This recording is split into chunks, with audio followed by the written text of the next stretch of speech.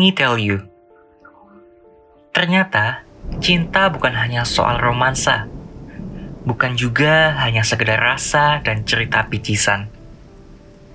Bagiku, keluarga itu salah satu bentuk cinta lain yang paling dekat dan mendarah daging.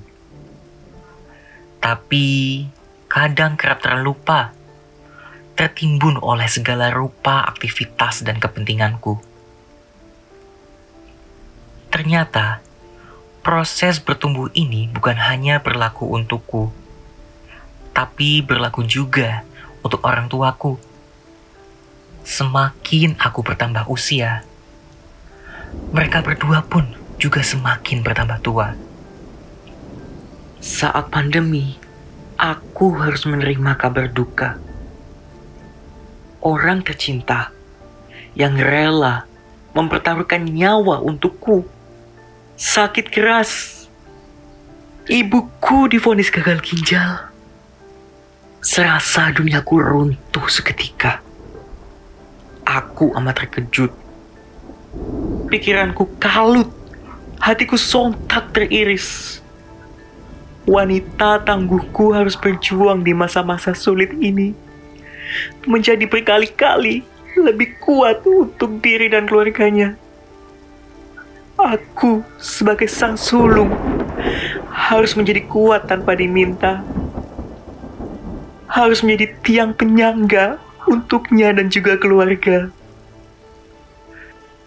Karena keadaan yang seolah sama dengan diriku tidak baik-baik saja, membuat keseharian mencari nafkah di luar rumah kini berubah. Aku bekerja dari rumah, bisa merasakan sepi yang teramat sangat. Hatiku bergemuruh, merasakan kesepian, keheningan. Di saat diriku berjibaku dengan hingar-bingar duniawi. Tapi aku bersyukur sekali, karena aku tidak terlambat untuk menyadari hal-hal kecil ini, yang rupanya sering aku tepikan dan berlalu begitu saja.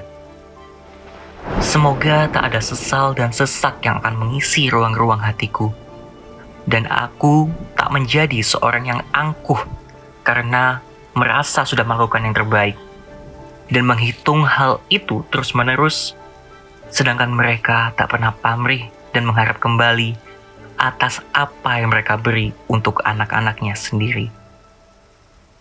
Sedikit ingin kubagi cerita hangat tentang persahabatan. Salah seorang teman menjadi sangat akrab, bahkan bisa melebihi keluarga. Cerita-cerita yang dia bagi kadang lebih leluasa, sedikit dan senang yang tak bisa diungkap di mana-mana bisa tumpah ruah di sisinya. Bagiku pertemanan sejati adalah menyatukan perbedaan bersama sejuta asa dan saling toleransi tanpa perlu ada gengsi. Persahabatan juga mengajariku tentang banyak hal, seperti kamu yang menyampaikan pengalaman-pengalaman getir, berharap aku tidak perlu melewatinya lagi. Salah satu di antara banyak hal bijak dan baik dari persahabatan adalah bagaimana aku mengenal bentuk cinta lain selain romansa. Sahabat mengajariku untuk berani bermimpi dan menjadi manfaat untuk sesama. Tapi memang dunia memiliki dua sisi yang berlawanan, seperti kecintaan dengan kehilangan.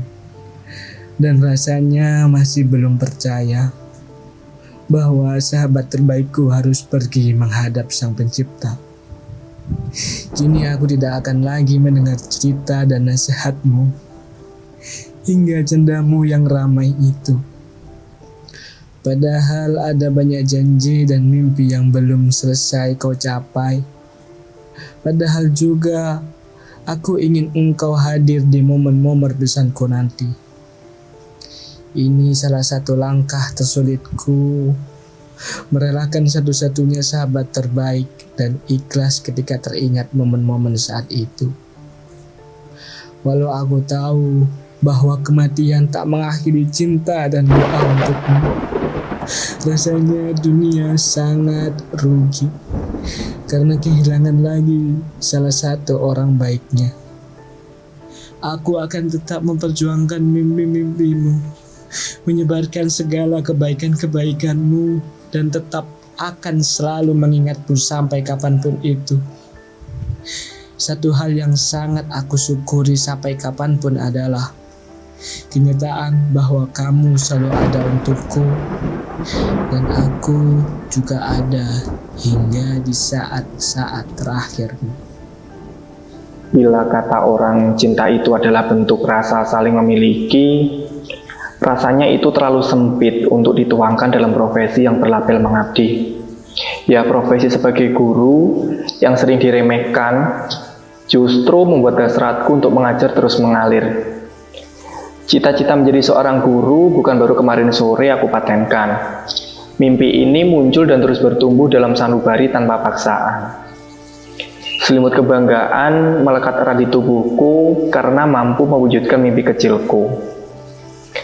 Bagiku, mengajar adalah soal hati, tentang bagaimana menjadi cahaya dalam proses bertumbuh insan manusia sedari dini.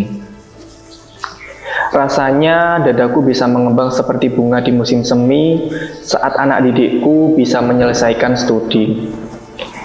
Anggukan, rona senyum para siswa adalah suatu hal yang tak dapat kuhitung nilai angkanya. Padahal yang kubagi hanya sedikit sekali, tapi ucapan lirih terima kasih guruku membuat rasa hati tak ingin berhenti memberi untuk anak-anakku yang menimba ilmu. Pastinya saya juga pernah merasa lelah untuk berbuat tanpa pamrih. Namun itu adalah pemikiran yang salah. Kadang merasa ragu apakah sudah menjadi panutan yang benar, ataukah aku hanya ingin terlihat tenar. Tapi aku ingat bahwa ada jiwa-jiwa baik yang menungguku untuk kusuapi ilmu. Ada gelas-gelas yang haus akan pengetahuan, membuatku mengerti bahwa lelah bukan harus berhenti. Tuhan telah memberiku kesempatan. Aku sadar bahwa menjadi guru adalah panggilan jiwa, karena kita akanlah menjadi guru sejati jika tanpa hati. Aku hanya butuh menarik napas, membuka jendela baru, agar bisa menyusuri jalan ikhlas.